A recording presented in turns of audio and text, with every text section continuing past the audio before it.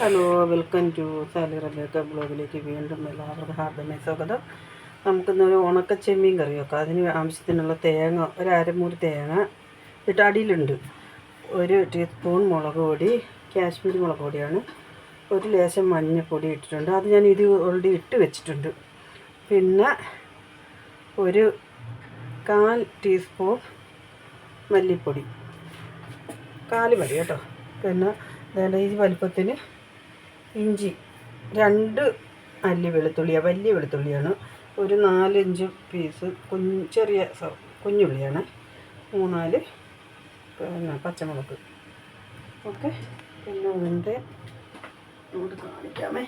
ചെമ്മീൻ ഞാൻ നന്നായി കഴുകി, ഉണക്ക ചെമ്മീനാണ്, നന്നായി കഴുകി വാരി വെച്ചേക്കുവാണ് കേട്ടോ. കണ്ടോ, കാണാൻ പറ്റില്ല. നന്നായി കഴുകി 4-5 വെള്ളത്തിൽ കഴുകി. മണ്ണുണ്ടായതുകൊണ്ട് അടിക്ക് ഈ മണലുണ്ട്, അതുകൊണ്ട് നന്നായി കഴുകി വാരി എന്താ കുതിർത്തി വെച്ചേക്കുക, നല്ല കഴുകി വെച്ചേക്കുക. പിന്നെ ഒരു ടൊമാറ്റോ. നമ്മുടെ കയ്യിൽ ഇതിനകത്ത് മാങ്ങ ഇടാം, മുരിങ്ങക്കോലിടാം, അങ്ങനെയൊക്കെ ഇടാം. ഞാൻ ഇപ്പം പക്ഷേ അതൊന്നും ഇടുന്നില്ല, അതൊന്നും ഇല്ലാത്തതുകൊണ്ട് അത് ഇടുന്നില്ല.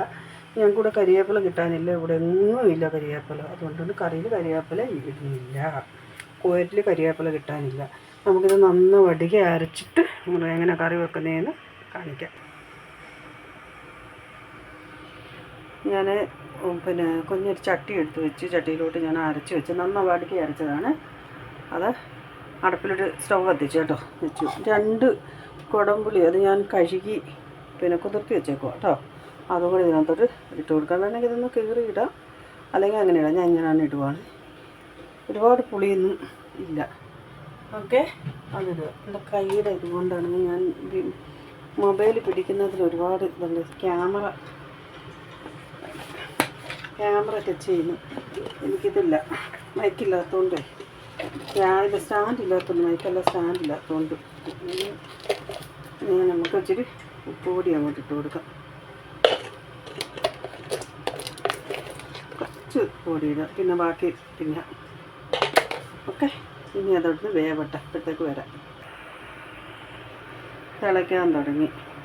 അപ്പോൾ അതിലേക്ക് നമ്മൾ അരിഞ്ഞ് വെച്ചേക്കുന്ന ടൊമാറ്റോ ഇട്ട് കൊടുക്കാമേ. 1 ടൊമാറ്റോ കേട്ടോ. തക്കാളി നമ്മളിതിനകത്തോട്ട് ഇട്ട് കൊടുക്കണം.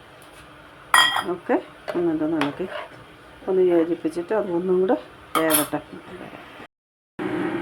അങ്ങനെ കൂട്ടുകാരെ, നമ്മുടെ ചെമ്മീൻ കറി റെഡിയായി. കണ്ടോ, എണ്ണയൊക്കെ തെളിഞ്ഞ് മേളിലോട്ട് ഇച്ചിരി കറിവേപ്പിലയും കൂടെ ഉണ്ടായിരുന്നത് സൂപ്പറായിരുന്നു. അത് മുകളിൽ തെളിഞ്ഞിങ്ങനെ നന്നായി കിടന്നാണ്. പക്ഷെ അതില്ലാത്തത് കൊണ്ട് നമ്മുടെ കറി കൂടെ റെഡിയായി. ഇഷ്ടപ്പെട്ടോ ലൈക്ക് അടിക്കുക. എത്ര വേണേലും ചെമ്മീൻ കറി കൂട്ടി നമുക്ക് ചോറിനാം. ഇഷ്ടപ്പെട്ട ദയവ് ചെയ്തു എല്ലാവരും ലൈക്ക് ചെയ്യുക, ഷെയർ ചെയ്യുക. ഓക്കെ, കാണിച്ചു തരാം. കണ്ടോ, എൻ്റെ കുടമ്പളൊക്കെ ഇട്ട് അടിപൊളി കറിയാണ് കേട്ടോ. എല്ലാവരും ലൈക്ക് അടിക്കുക, ഷെയർ ചെയ്യുക. ഓക്കെ, എനിക്ക് തന്നെ സപ്പോർട്ട് ചെയ്യുക. അടുത്ത വീഡിയോ ആയിട്ട് വരുന്നവരെ എല്ലാവർക്കും ബൈ ബൈ, ടാറ്റ.